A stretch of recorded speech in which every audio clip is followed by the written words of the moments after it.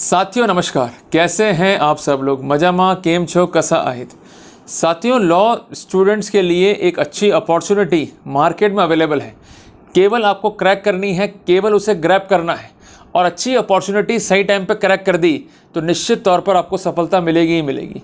साथियों, हम सब जीवन में आईएएस या आईपीएस या साइंटिस्ट या डॉक्टर या जज बनना चाहते हैं। आप किसी से पूछ लो वकील बनेगा तो वो क्या बोलेगा, मैं वकील बनना नहीं चाहता हूँ।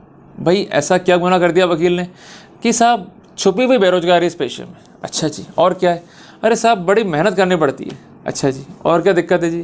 कि साहब स्ट्रगल करना पड़ता है और कोई आमदनी भी जो है अच्छी नहीं होती और अल्टीमेटली एक कैरियर स्पॉइल करने वाला जो है पेशा है। देखो, जो निकम्मे लोग होते हैं ना, उनका काम है बुराई खोजना, कमियां खोजना, और ईश्वर बेहतरीन कैरेक्टर उन्हें देता है जो उस कैरेक्टर को जो है परफॉर्म कर सकते हैं। एक पिक्चर बनती है, उसमें कूली का रोल भी होता है, उसमें विलन का रोल भी होता है, उसमें हीरोइन का रोल भी होता है, उसमें साइड एक्टर का रोल भी होता है और मेन हीरो का रोल भी होता है। और मेन हीरो का रोल वही कर सकता है जो उसके लायक हो। साथियों, वैसे ही ज़िंदगी है। अगर आप सामान्य ज़िंदगी जीना चाहते हैं तो आप कंपटीशन का फॉर्म भर दो। उसमें क्या है जी, बैंक में बन गए बाबू, कोर्ट में बन गए बाबू, कोर्ट में बन गए जज, या बन गए डॉक्टर, या बन गए साइंटिस्ट। ये तो है एक आम जिंदगी कि सरकारी पैसे पे आप ऐश कर रहे हो। और एक होती है मेंटो ज़िंदगी कि अपने खुद का जो है कैरियर चूज़ किया, अपनी खुद की जो है मनमर्जी, खुद जो है बॉस हो, कोई आप पर जो है हायरार्की नहीं है और खुद ही उसमें जो है आप टॉप मैनेजमेंट में हो। जो कुछ है वो सब आपके नीचे है, जो कुछ रह जाएगा वो सब आपके नीचे रह जाएगा, पर आपके ऊपर जो है ना तो कोई आएगा और ना ही कोई आने की चेष्टा कर पाएगा। साथियों, जिस कारण मैं आप सबको ये कहता हूँ कि आज के टाइम पे वकालत का पेशा सबसे बेहतरीन पेशा है। एक्चुअली यहाँ पर एक खेल है कॉरपोरेट्स का, यहाँ पर एक खेल है मैनेजमेंट का, यहाँ पर एक खेल है बिजनेस का, यहाँ पर एक खेल है लॉशिप का, और ख़ासकर खेल है एन्जॉयमेंट का। कि खेल ऐसे खेल सकते हैं जिसको हम इजीली एंजॉय कर सकें। पर नौकरी में क्या है, आपका दिमाग स्टर हो गया कि आपको फैसला करना है। बाबूगिरी में क्या किया, आप स्टर हो गए कि फाइल उठाई, एंट्री करी, वापस रख दी। और अदर पेशों में क्या है कि जो काम मिला वर्कआउट किया और उस पर जो है हमने उसको असाइनमेंट क्लोज कर दिया। पर यहाँ पर ऐसा नहीं है, हट के चीज़ें हैं। आपको कोई सब्जेक्ट अगर साइंस का मिला है तो पढ़ना पड़ेगा। अगर आप इनकम टैक्स के लॉयर हैं, कोई सब्जेक्ट आपको अकाउंट्स का मिला है उसको पढ़ना पड़ेगा। अगर आप एक सामान्य लॉयर हैं और मुकदमे लड़ रहे हैं आईपीसी के, तो आपको एनालिटिकल स्किल पे जो है काम करना पड़ेगा।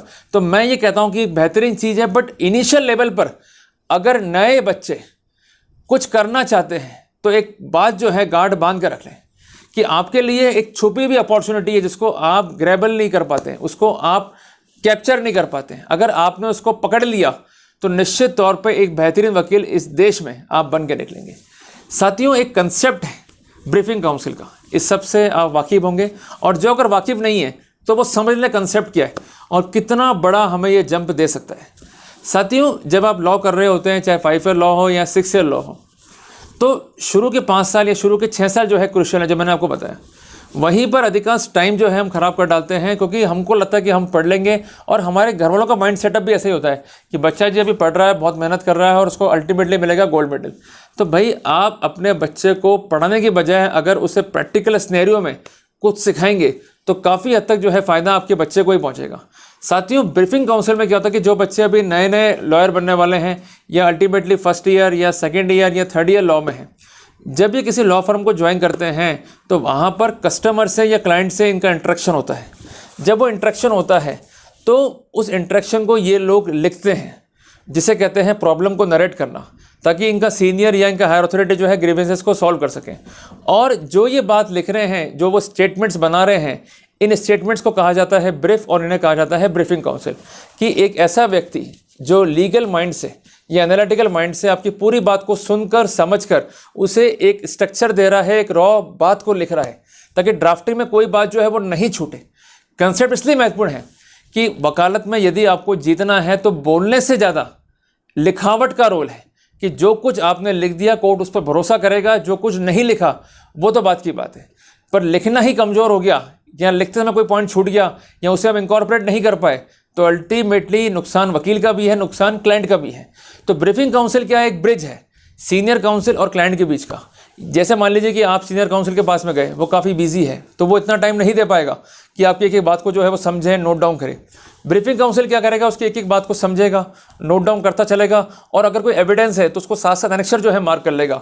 अब मान लीजिए मीटिंग 6 घंटे की हुई, 7 घंटे की हुई, 10 घंटे की हुई, या मीटिंग 3 दिन, 4 दिन, 5 दिन, 10 दिन में जो है कंटिन्यू खत्म हुई, तो वहाँ पर क्लाइंट को संतुष्टि है कि मैंने जो बातें बताई हैं वो सारी की सारी बातें अब पेपर्स में आ गई हैं। जब फाइनल ड्राफ्टिंग होगा तो इन्हीं फैक्ट्स को ध्यान में रखते हुए जो है की जाएगी, तो कोई फैक्ट जो है वो नहीं छूटा। बार बार मॉडिफिकेशन, कट डाउन और वापस से रीएड करना, वापस से रिव्यू करना, ये झंझट जो है वो खत्म हो गई। अब साथियों करना क्या है, ये बात समझ लें कि अगर आप एक लॉ स्टूडेंट हैं तो इमीडिएटली जो है लॉ फर्म को ज्वाइन करें। कम से कम 2 घंटे 3 घंटे शुरुआत के लेवल में जो है वहाँ पर बिताएं, वहाँ पर फाइलों को जो है पढ़ें। कोशिश ये करें कि इतना विश्वास जमा लें मैनेजमेंट पे कि आपको जो है सीधा क्लाइंट अलॉट करें। उन क्लाइंट से आपका इंटरेक्शन होगा, आप पॉइंट्स को जो है नोट डाउन करेंगे, तो आपको एक बन जाएगी हैबिट कि ये पॉइंट है इस तरह से ड्राफ्ट होगा, ये पॉइंट है ऐसे ड्राफ्टिंग होगा। तो धीरे धीरे आपका एक्सपीरियंस बढ़ेगा and ultimately you will become the draftman, और वहाँ पर आप एक अच्छा ड्राफ्ट जो है तैयार कर पाएंगे। तो इनिशियल लेवल पर टाइम खराब करने की बजाय, बुराइयाँ करने की बजाय, अगर ब्रीफिंग काउंसिल के रूप में हम एक कैरियर स्टार्ट करते हैं तो निश्चित तौर पे हम जो है अच्छा कर पाएंगे। साथियों मेरी भी लॉ फर्म में जो है ब्रीफिंग काउंसिल्स अवेलेबल हैं। मैं ये कंसेप्ट जो है बॉम्बे से लेकर आया। जब ये कंसेप्ट मैंने लागू करा मेरी लॉ फर्म्स में, तो मुझे बड़ा जो है आराम हुआ कि अब मुझे जो है इंटरेक्शन करना है, बट इंटरेक्शन करते समय जो एक अच्छा रॉ मटेरियल है वो मेरे सामने है। मेरा क्लाइंट कुछ नहीं भूला, उसने 10 दिन लिए, उसने 20 दिन लिए, और सारा का सारा रॉ मटेरियल जो है मेरे सामने आ गया। अब मुझे जो भी लॉ अप्लाई करना है विद माई रिसर्च टीम, अब मैं उन फैक्ट्स पे जो है इजीली लॉ अप्लाई कर पाता हूं। तो साथियों कितना फ़ायदा उन बच्चों को हुआ जो सीख रहे हैं और स्टाइफंड्स भी ले रहे हैं, और कितना फ़ायदा मेरी लॉ फर्म को हुआ कि उनके मार्फत हम एक बेहतरीन ड्राफ्ट जो है वो तैयार कर पा रहे हैं। तो साथियों अब मैं आपको एक अपॉर्चुनिटी भी देता हूं कि आपको लगता है कि आप में दम है, या आपके भाई में, या आपकी बहन में, या आपके पड़ोसी में जो लॉ स्टूडेंट में दम है, तो उनको मेरा स्पष्ट ऑफर है कि अजमेर में मेरी लॉ फर्म में कम से कम 7 ब्रीफिंग काउंसिल की सीट्स जो है ओपन है।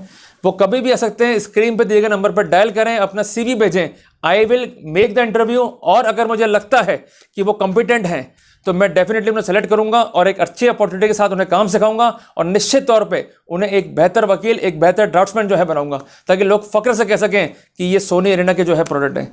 तो साथियों कुल मिला के अपॉर्चुनिटी को जो है ग्रैब आउट करें, अपॉर्चुनिटी को जो है कैच करें, पकड़ लें। अपॉर्चुनिटी जो है बार बार निकल के नहीं आएगी, फैसला जो है आपका है, सीखना जो है आपको है। साथियों मिलते हैं एक नए टॉपिक के साथ, तब तक के लिए जय हिंद, जय भारत।